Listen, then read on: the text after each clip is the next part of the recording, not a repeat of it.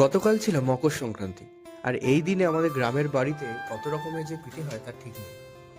তো সকালে ঘুম থেকে উঠে একটু বারান্দায় দাঁড়িয়েছিলাম, সুন্দর রোদে দাঁড়িয়ে ব্যোমকেশের পথের কাটা গল্পটা পড়ছিলাম। তারপর একটু বেরোলাম আজ বাড়ির পুজোর জন্য একটু ফল আর ফুল নিতে। আমি যার থেকে ফল কিনি তিনি আর ছিলেন না, তো শেষে এই কাকুর থেকেই ফল আর ফুলটা কিনে নিলাম। আজকের দিনে ঠাকুরকে আমাদের বাড়িতে ফল দিয়ে একটা মাখা প্রসাদ দেওয়া হয়। তো বাড়ি ফিরে ঘরের যত ইনডোর প্ল্যান্ট ছিল বারান্দায় সেগুলোকে একটু রোদে বসিয়ে দিয়ে এলাম, কারণ আজকে রোদটা খুব ভালো ছিল। স্নান করে আমি পুজো করলাম আর মাও আমাকে একটু হেল্প করে দিচ্ছিল। আর এই যে মাখা প্রসাদ তোমরা দেখছো, এই প্রসাদ দিয়েও কিন্তু একটা পিঠে বানানো হয়।